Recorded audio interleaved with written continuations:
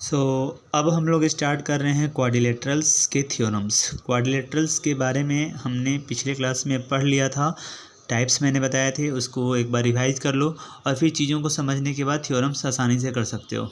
तो सबसे पहला थ्योरम है 8.1, a diagonal of a parallelogram divides it into two congruent triangles. अभी देखो ये जो मैंने ग्रीन कलर से ये लाइन सेगमेंट बनाया है, डायगोनल बनाया है, वो यहाँ पे ए बी सी डी का डायगोनल है।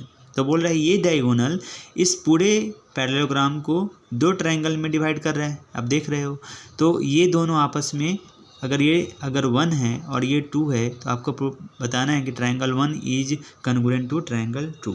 तो चलो प्रूफ में क्या, सबसे पहले लिखो गिवन क्या लिखना होता है। तो गिवन में लिखेंगे यहाँ से कि हमें दिया है A B C D is a parallelogram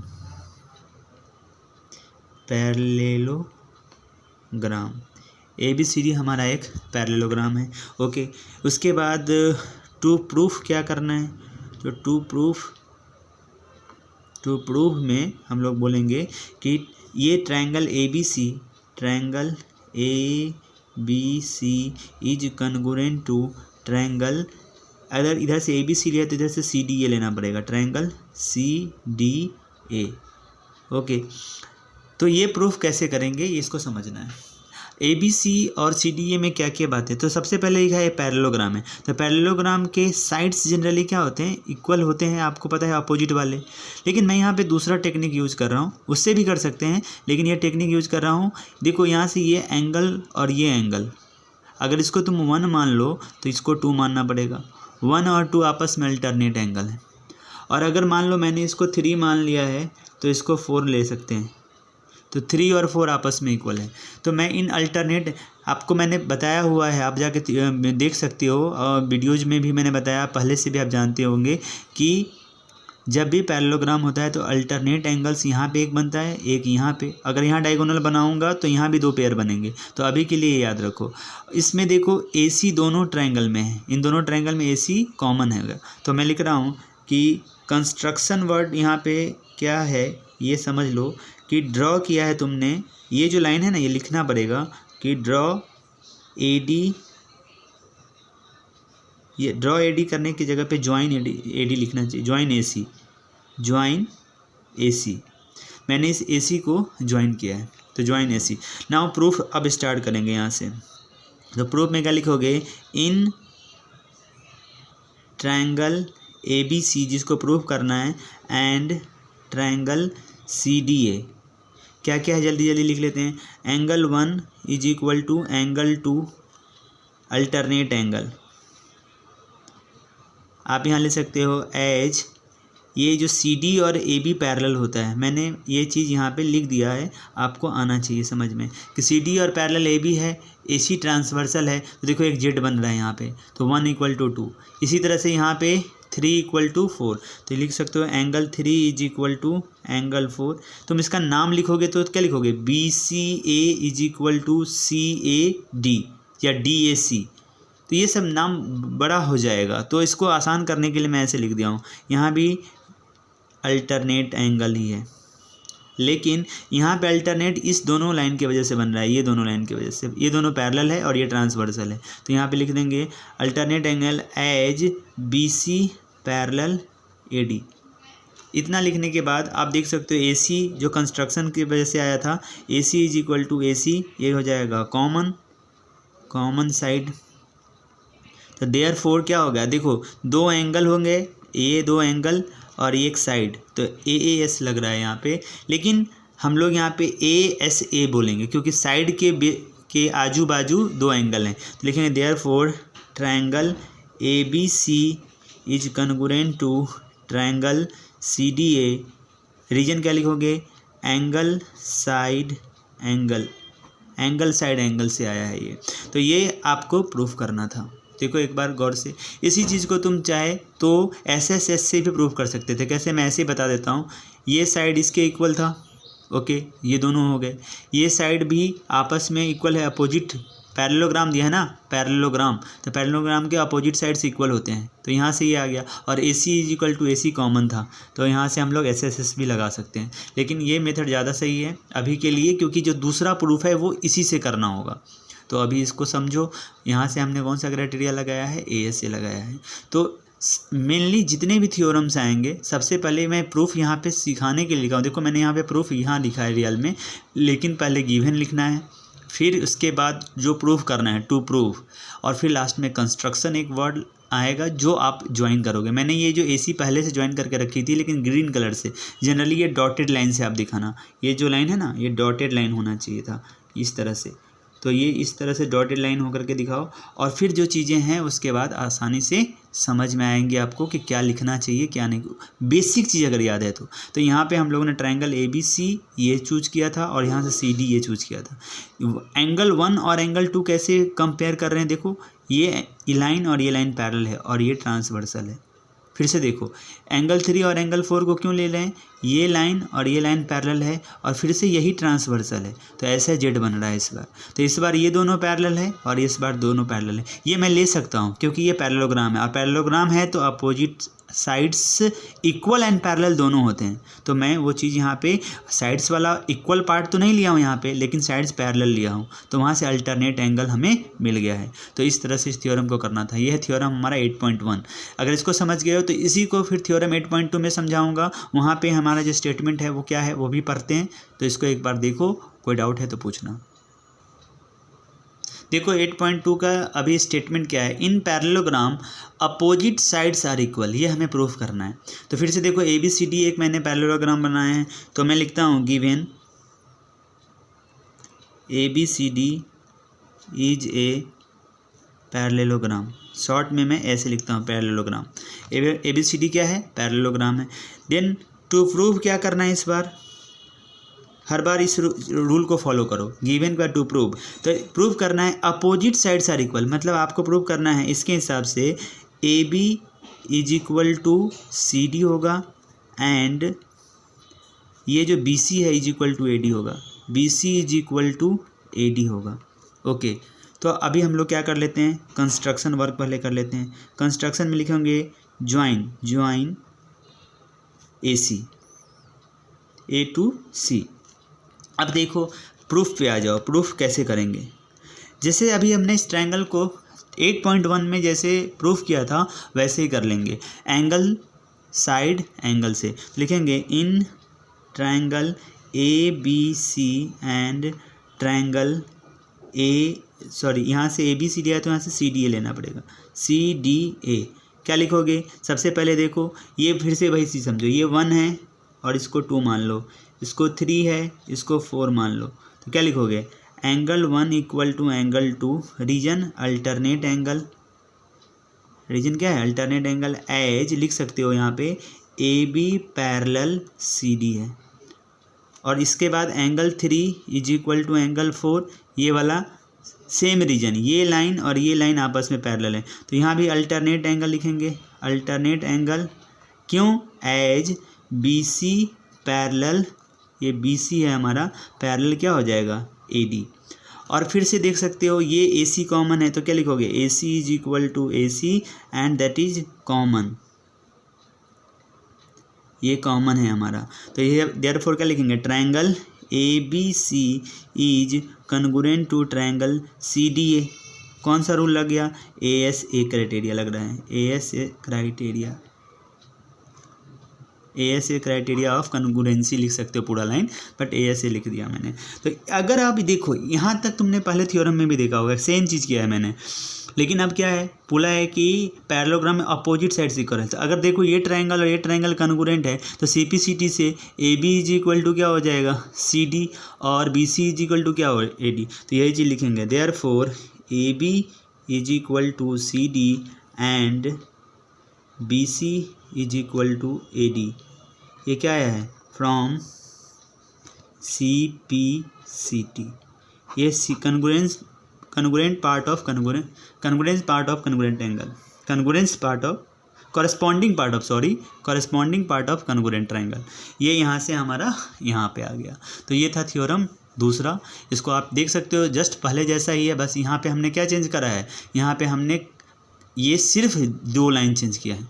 तो आपको या तो ये थ्योरम पूछेगा वो तो जब ये पूछेगा तो करना तो पूरा ही पड़ेगा ना, एक साथ दोनों थ्योरम नहीं पूछेगा। तो ठीक है, यहाँ से समझ लो इसको, डाउट है तो फिर पूछना। देखो इसके बाद हम लोग 8.3 पे आ रहे हैं थ्योरम पे। इसमें लिखा है कि if each pair of opposite sides of a quadrilateral is equal then it is a parallelogram. देखो मैंने बनाया है ऐसा जैसे लग रहा है कि पैरेललोग्राम, लेकिन अभी मान के चलेंगे कि ये पैरेललोग्राम नहीं है। इसमें दिया है कि ये साइड और ये साइड आपस में इक्वल है और ये इक्वल है। तो मैं पहले लिखता हूँ, गिवन में क्या दिया है, given ABCD is a quadrilateral ABCD एक क्वाड्रिलेटरल है। और इसके बाद टू प्रूफ क्या करना है, तो टू प्रूफ में दिया है कि अपोजिट इसका ये ABCD पैरेलल हो गया, एक क्वाड्रिलेटरल है। तो गिवन ABCD जे क्वाड्रिलेटरल, साथ में एक चीज़ और दिया है कि if each pair of opposite sides of a quadrilateral is equal. तो आप ये भी लिख लो कि यहाँ पे ये दिया है कि AB is equal to CD है and AD is equal to BC है, AD is equal to BC है, ये लिख दो। टू प्रूफ में क्या प्रूफ करना है ये मैं यहाँ लिखता हूँ। टू प्रूफ में दिया है कि ABCD is a parallelogram, short में मैं पैरेललोग्राम ऐसे लिखता हूँ, आप पूरा लाइन लिखना। तो ABCD ये पैरेललोग्राम ये प्रूफ करना है। चलो तो फिर से यहाँ पे कंस्ट्रक्शन कर लेते हैं। कंस्ट्रक्शन में क्या है, ज्वाइन A to C, मैंने A से C को ज्वाइन किया। अब प्रूफ स्टार्ट करो। प्रूफ देखो क्या होगा, इन ट्रायंगल ABC लेते हैं, in triangle ABC and triangle, इधर से ABC लिए तो इधर से CDA लेते हैं, ट्रायंगल CDA। देखो AB is equal to CD दिया है, AB is equal to CD दिया है, ये क्या है, गिवन है, देख सकते हो यहाँ पे। एंड AD इधर से BC ले लो, इधर से BC पहले ले लेते हैं। तो BC इस साइड ट्रायंगल का पार्ट होगा ना, तो BC is equal to DA लिख सकते हैं, दैट इज ऑल्सो गिवन, ये भी गिवन है। अब आप देख सकते हो तीसरा क्या चीज़ है, तो जो ज्वाइन किया है AC, उसको गौर से देखो, दोनों में है AC is equal to AC, ये क्या हो जाएगा, common. AC equal to CA भी लिख सकते हो, जैसे लिखना लिखो, ये कॉमन है। तो अब आप देख सकते हो ये पार्ट में तीनों हमने देखा साइड ही है, तो क्या लिखेंगे, देयरफॉर यहाँ से लिख सकते हैं यहाँ पे कि triangle ABC is congruent to triangle CDA। अब बोलोगे सर ये तो कॉन्ग्रुएंट फिर से वही हो गया, कौन सा रूल लग गया है, तो फ्रॉम SSS है ना, क्राइटेरिया ऑफ कॉन्ग्रुएंसी जो भी है लिखो, कॉन्ग्रुएंसी SS क्राइटेरिया लग रहा है, ओके। तो अब आप देख सकते हो कि अगर ये कॉन्ग्रुएंट हो गया तो अब हम लोग क्या करेंगे, तो अगर ये कॉन्ग्रुएंट है हमें प्रूफ क्या करना है कि ये पैरेललोग्राम है। गौर से देखना कि अगर ये दोनों ट्रायंगल क्या हो गए, कॉन्ग्रुएंट, तो CPCT से ये वाला एंगल और ये वाला एंगल इक्वल होगा। इसका नाम 1 ले लो, इसका 2, इसका 3 ले लो, इसका 4, तो क्या लिखोगे, therefore angle 1 is equal to angle 2। अच्छा एंगल 1 इक्वल टू एंगल 2 क्यों लिख रहे हैं, देखो ये साइड और ये साइड इक्वल है, बीच में ये डायगोनल है, तो डायगोनल और CD के बीच में बनने वाला एंगल 1 है, तो डायगोनल और CD जिसके साथ इक्वल हो रहा है वो AB है, उसके बीच में बनने वाला एंगल 2 है, इसीलिए 1 और 2 इक्वल होगा। इसी तरह से BC और डायगोनल के बीच में बनने वाला एंगल 3, BC जिसके साथ इक्वल है दैट इज AD, उसके और डायगोनल के बीच में बनने वाला एंगल 4 के इक्वल होगा। तो एंगल 1 इक्वल टू 2 है, तो अगर आप देख सकते हो एंगल 1 इक्वल टू 2 है और यहाँ पे ये अल्टरनेट एंगल है, तो यहाँ पे हम लिख सकते हैं कि अल्टरनेट एंगल बन रहा है। तो अगर ये अल्टरनेट एंगल है तो आपको याद रखना होगा, थोड़ा सा मैं ऊपर की ओर जाता हूँ, देखो स्टेटमेंट वहाँ पे समझ लो कि अगर अल्टरनेट एंगल इक्वल होते हैं तो लाइन पैरेलल होता है।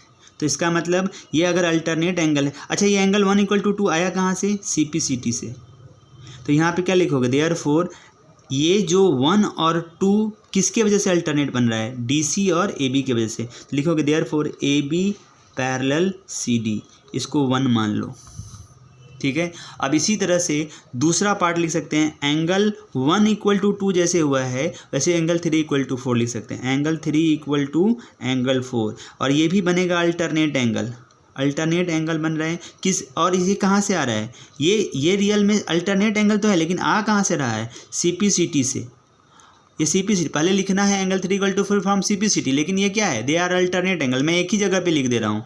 तो अगर ये अल्टरनेट एंगल है तो मैं लिख सकता हूँ therefore BC parallel AD, BC parallel AD। तुम इसको पहले CPCT लिख करके बाद में लिख सकते हो कि alternate angle therefore AB parallel CD, मैं साथ में लिख दे रहा हूँ, CPCT से तो है ही, साथ में अल्टरनेट एंगल, मेरे पास यहाँ पे जगह कम है तो मैं एक ही साथ लिख दे रहा हूँ, तो आप इसको ध्यान में रखना। तो आप यहाँ पे पहले CPCT लिख करके एक लाइन लिख सकते हो कि they are also alternate angle hence AB parallel CD। यहाँ पे ऐसे लिख सकते हो कि from CPCT and these angles are alternate angles therefore, है ना, BC पैरेलल AD, और इसको इक्वेशन नंबर 2 मान लो। और मैंने पहले भी बताया और अभी भी बताता हूँ, अगर किसी क्वाड्रिलेटरल का अपोजिट पेयर पैरेलल हो तो वो पैरेललोग्राम होता है। तो तुमने क्या किया, देखो 1 से पता चल रहा है ये दोनों पैरेलल है और 2 से पता चल रहा है ये दोनों पैरेलल है, तो दोनों अपोजिट पेयर क्या हो गया, पैरेलल हो गया ना। तो यहाँ पे हम डायरेक्ट लिख देंगे therefore from 1 and 2 quadrilateral ABCD is parallelogram. बस यही हमें प्रूव करना था। तो इसको थोड़ा सा प्रैक्टिस करना पड़ेगा, ये थोड़ा सा हेवी लग रहा है बट इतना हेवी है नहीं।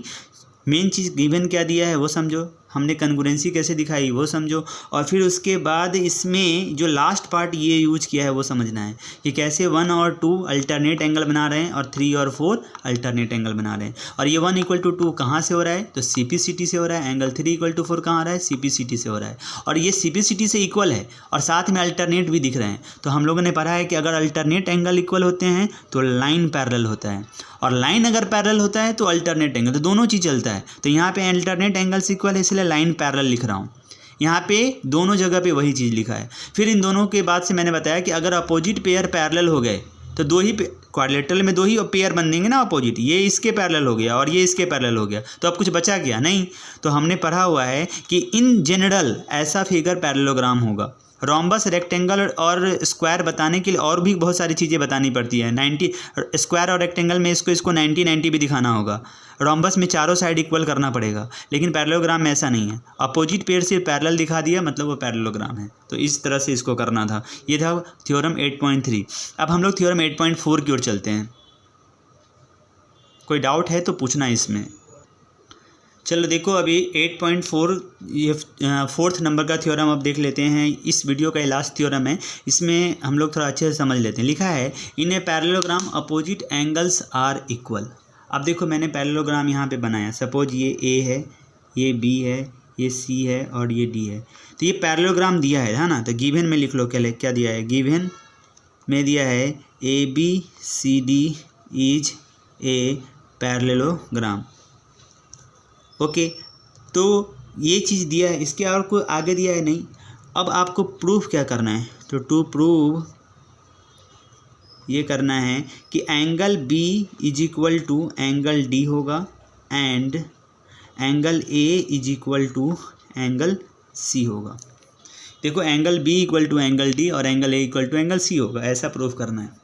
तो हम लोग क्या कर सकते हैं, पहले क्या करते हैं, इस ट्रायंगल को, इस दोनों को हम लोग कन्ग्रुएंस दिखा। देखो इन्हें पैरेललोग्राम दिया है तो ये वाला पार्ट इसके इक्वल होगा और ये वाला इसके इक्वल होगा, और ये दोनों आपस में कॉमन दिख ही रहा है तीनों में, दोनों में, यहाँ भी है ये, यहाँ भी है। तो जल्दी से हम लोग कंस्ट्रक्शन कर लेते हैं। कंस्ट्रक्शन में हमने ये करके रखा हुआ है, ड्रॉ नहीं, ज्वाइन A to C। अब चलो प्रूफ में आते हैं। प्रूफ में क्या लिखोगे, in triangle ABC and triangle CDA। जल्दी जल्दी लिख लो। AB = क्या हो जाएगा, AB = CD।